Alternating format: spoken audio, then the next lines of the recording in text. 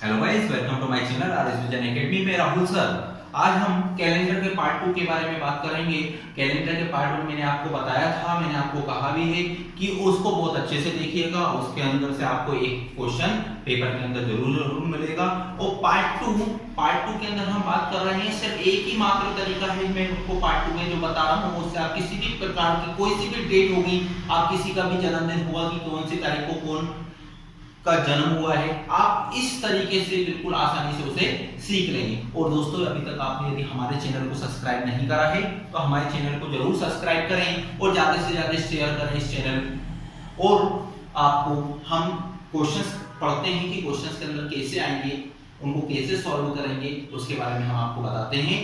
तो दोस्तों, क्वेश्चन आएगा जैसे कि 15 अगस्त 1997 को कौन सा दिन हुआ, है ना, कि 15 अगस्त 1997 को कौन सा दिन था की बात थी हुई है। तो अब हम इसको निकालने के लिए हमें कुछ नहीं करना है, छोटे से थोड़े से कोड है उसको हमें याद करना है।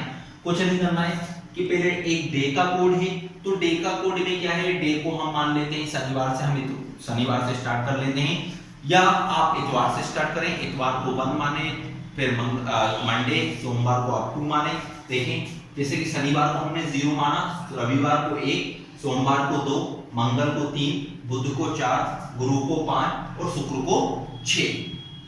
ठीक है दोस्तों, तो ये हमने कोड बनाया हुआ है। इस कोड के माध्यम से हम क्वेश्चंस को बहुत ही आसानी से, तो आपको कुछ नहीं याद करना है, आपको एक चीज याद रखना है कि हमें दिन किससे चालू करना है, शनिवार से चालू करना है। और शनिवार को हमें कितना मानना है, 0 मानना है। तो ये तो हो गया डे का कंसेप्ट। डे का कंसेप्ट समझ में आया कि दिन कैसे मानना है, कि दिन में हमें शनिवार मानना है पहला दिन, और शनिवार को 0 मानना है। बस एक ही याद रखना है, बाकी सब ऐसे याद रहेंगे। जब आप शनिवार को 0 मान लोगे तो रविवार को 1 मान लोगे, सोमवार को 2 मान लोगे, मंगल को 3, बुध को 4, गुरु को 5 और शुक्र को 6 मान लोगे। उसमें अब आपको कोई भी दिक्कत नहीं होगी। सिर्फ एक दिन आप याद रख लो कि शनिवार को क्या होता है, कोड में क्या है, 0। बाकी कुछ याद करने की आपको जरूरत नहीं है। अब इसके बाद हम बात करते हैं मंथ के कोड की बात करते हैं। मंथ का कोड क्या होता है, मंथ आपको मालूम है कि जनवरी से चालू होता है, दिसंबर पे आके खत्म हो जाता है। ये तो यूनिवर्सल ट्रूथ है कि किसी भी कैलेंडर का मंथ का पहला महीना क्या होगा, जनवरी होगा। तो जनवरी फरवरी ये तो आपको याद करने की जरूरत नहीं है, ये तो आपको याद है ना, लेकिन इसका कोड आपको याद करने की जरूरत है। तो A1 जनवरी का, 4 फेब का, 4 मार्च का, अप्रैल का 0, मई का 2, जून का 5, जुलाई का 0, अगस्त का 3, सितंबर का 6, अक्टूबर का 1, नवंबर का 4, दिसंबर का 6।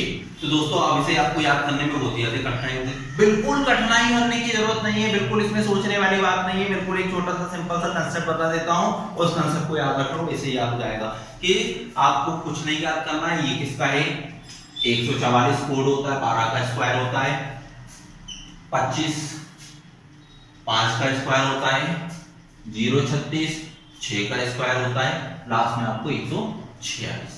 तो क्या हो गया, 144 0 25 0 36 और 146।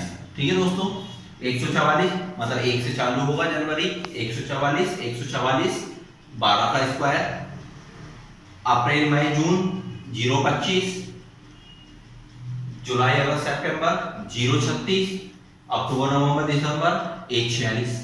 सिंपल सा कंसेप्ट है, कोई डाउट नहीं होगा मन में, कुछ भी नहीं होगा। तो याद रखना है जनवरी फरवरी मार्च, जनवरी फरवरी मार्च 144, अप्रैल मई जून 0 25, जुलाई अगस्त सितंबर 0 36, अक्टूबर नवंबर दिसंबर 146।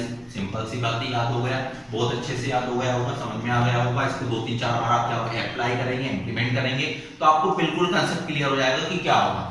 अब उसी प्रकार से हम आ जाते हैं शताब्दियों की बात करते हैं। एक शताब्दी का कोड होता है, शताब्दी का कोड जब कभी भी शताब्दी आएगी 1200, अब 1200 शताब्दी आई, अब आपको डायरेक्ट 1200 तो दे नहीं देगा, वो आपको देगा 1246 1248 1295। तो हमें 6 लगाना है, या 1625 1627 1628 तो भी हमें 6 लगाना है, या 2008 2010 2012 2011 2020 2021 तो भी आपको 6 ही लगाना है। ठीक है, अब जब 1300 की बात आई है, 1300 सेंचुरी में जो भी हुआ, 1300 1321 1322 1399 तो 4 आ जाएगा, 1700 में जो भी 1983, तो भी 4 जाएगा। 2100 में जो भी होने वाला होगा, है ना, तो आप उसके लिए भी 4 लगा दोगे। तो ऐसे ही 1400, 1800, 2200, है ना। तो आपको सिंपल सी बात बताऊं कि 12, 6, 13, 4, 14, 2, 15, 0। बस आपको इतना याद रखना है कि 12, 6, 13, 4, 14, 2, 15, 0। 2, 2, 2, 2 कम होते आ रहा है। 12, 13, 14, 15 आपको याद रखना है। ठीक है दोस्तों, कुछ नहीं, अब हम इसको इंप्लीमेंट करना भी सीखेंगे। इंप्लीमेंट कैसे करेंगे, इंप्लीमेंट करने का तरीका क्या होगा। अब हमें क्वेश्चन क्या दिया हुआ है, 15 अगस्त 1997 को कौन सा दिन होगा। 15 अगस्त 1997 को कौन सा दिन होगा, उसको निकालने के लिए हम क्या करें, तारीख कौन सी है, 15 ले ली, प्लस महीने का कोड। अब महीना कौन सा आ रहा है, अगस्त आ रहा है। अगस्त के लिए हमने क्या है, 3 + 3। अगस्त के बाद शताब्दी कोड। अब शताब्दी कौन सी है, 1900 किस में आ रहा है, 15 वाले में आ रहा है। 1500 में 400 जोड़ोगे तो 1900 होता है, 4 400 होता है, सिलेक्ट चलता है 0।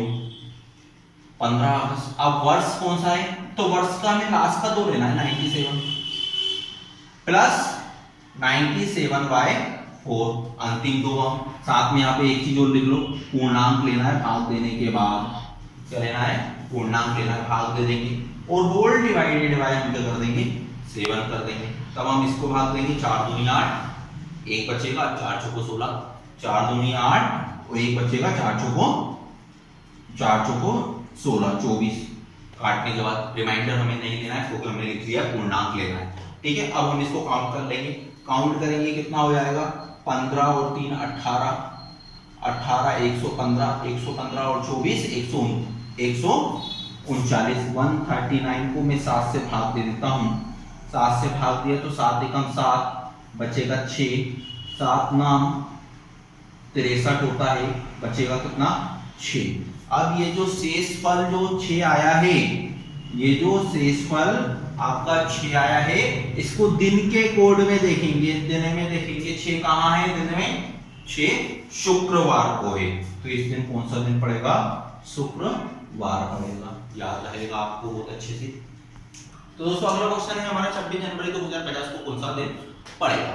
अब 26 जनवरी 2050, सबसे पहले तो हमें ये चेक करना है लीप वर्ष तो नहीं है, लीप वर्ष नहीं है, 4 से डिवाइड आखिरी के 2 डिजिट नहीं हो रहे हैं, इसलिए लीप वर्ष नहीं है। अगर लीप वर्ष होता तो हमें जनवरी और फरवरी का कोड को चेंज करना पड़ता, जनवरी का कोड फिर 0 है और फरवरी का कोड 3 हो जाता है, हमें इसलिए हमने वाला कंसेप्ट देखा है। 26 जनवरी 1950 सबसे पहले, अब देखिए करने में कितना आसान हो जाएगा, 26 प्लस जनवरी का कोड आपको याद होगा कि 1 होता है, 26 जनवरी।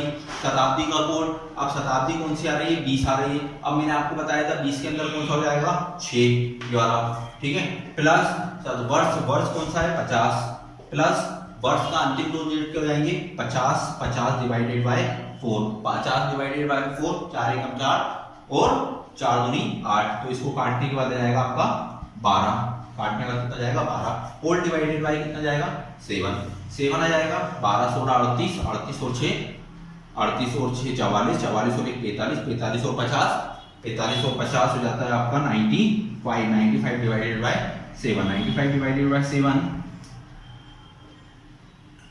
तो 7 एकम 7, यहाँ पे कितना बचा 2, 7 दूनी 14, 7 तिया 21, यहाँ पे क्या हो जाएगा 4 जो आपका शेषफल बच रहा है 4, यानी हम दिन में देखेंगे, दिन में कौन सा कोड जाएगा, 4 में बुधवार।